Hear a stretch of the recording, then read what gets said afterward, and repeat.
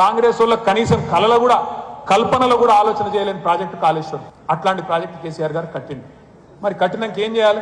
ఇటు కాంగ్రెస్ అంటే మనసున పడతలేదు, అటు బీజేపీ అంటే మనసున పడతలేదు. మళ్ళా కేసీఆర్ కు రైతులు ఓట్లేస్తారు, మళ్ళా కేసీఆర్ గారు ముఖ్యమంత్రి అవుతాడు, మళ్ళా గులాబీ జెండా ఎగురుతుంది, ఎట్లన్నా చేసి వీళ్ళని బదనాం చేయాలి అని చెప్పి ఒక దుకాణం స్టార్ట్ చేశారు. ఏం మొదలు పెట్టినరు?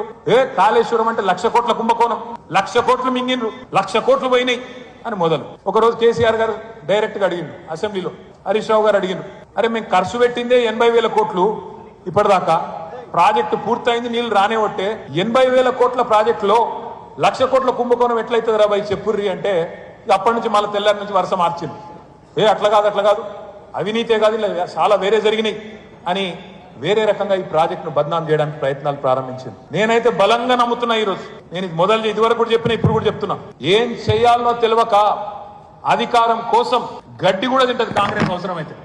అందుకే నా అనుమానం అయితే ఈ రోజు కూడా ఖచ్చితంగా మేడిగడ్డ బరాదులో కూడా ఈ లుచ్చా కాంగ్రెస్ పార్టీ ఏదో చేసింది అనేది నా అనుమానం. ఈరోజు అక్కడ కాళేశ్వరం దగ్గర ఆడ కింద ఆడ ఉన్నారులే కొంతమంది మనుషులు, వాళ్ళ మనుషులతోని మరి ఏం పెట్టినరో ఎట్లా పెట్టినరో కానీ చాలా మంది రైతులు కూడా చెప్పిన తర్వాత ఆ 2 పిల్లర్లు ఏవైతే కుంగినాయో కొద్దిగా, ఆ 2 పిల్లర్లు కుంగితే శబ్దం వచ్చింది, ఏదో పేలిన శబ్దం వచ్చింది అని చెప్పి కూడా ఆ ప్రాంత రైతులు అప్పుడే చెప్పింది. కానీ మనం పెద్దగా పట్టించుకోలే అన్నాడు. మనం ఎలక్షన్ల హడావుడిలో ఉన్నాం, అక్టోబర్లో జరిగింది 23లో, మనం హడావుడిలో ఉన్నాం, మనం పట్టించుకోలేదు. కానీ ఎంత హడావుడి చేసింది కాంగ్రెస్ బీజేపీ అంటే, దున్నపోతూ ఈనింది అని కాంగ్రెస్ వాడు అనగానే దుడ్డని కట్టేయమని బీజేపీ వచ్చింది. మీరు చూడండి, ఆడ పోతాడు రాహుల్ గాంధీ పోతాడు, రేవంత్ రెడ్డి పోతాడు. ప్రతి బ్రిడ్జ్ మీద మీరు చూస్తే ఎక్స్పాన్షన్ జాయింట్లు అనేవి ఉంటాయి. ఇంజనీరింగ్ చదువుకున్న పిల్లలకు మీకు తెలుసు ఎక్స్పాన్షన్ జాయింట్లు అంటారు. వాటి అంటే ఏంది? ఎండాకాలంలో ఎప్పుడైనా సరే రోడ్డు ఏమవుతుంది అంటే కొద్దిగా తార్ రోడ్ ఉంటే అది కొద్దిగా ఎక్స్పాండ్ అవుతుంది, అప్పుడు కొద్దిగా దానికి వెసులుబాటు ఉండాలి. అట్లే చలికాలంలో చలి ఎక్కువ ఉన్నప్పుడు కొద్దిగా దగ్గర అవుతుంది తారు, కాబట్టి కొద్దిగా స్పేస్ ఇస్తారు ఇంజనీరింగ్ టెక్నికల్. ఆ ఎక్స్పాన్షన్ జాయింట్ ఏదైతే ఉండేనో బ్రిడ్జ్ మీద, దాన్ని పట్టుకొని చూసినావా ఎంత పెద్ద అవినీతి, ఇంత పెద్ద పర్రె పడ్డది చూసినావా అని కాంగ్రెస్ వాడు రాహుల్ గాంధీ రేవంత్ రెడ్డి మాట్లాడుకుంటారు. ఇక వీళ్ళకు మించిన ఇంజనీర్లు ప్రపంచంలో ఎవడు లేడు. వీళ్ళు అనుడు ఆలస్యం, వీళ్ళు అన్నరో లేదో, ఆరోపణ చేసినరో లేదో, తెల్లారే దిగినరు బీజేపీ వాళ్ళు, ఎన్డీఎస్ఏ వాళ్ళు వచ్చిండ్రు టీం.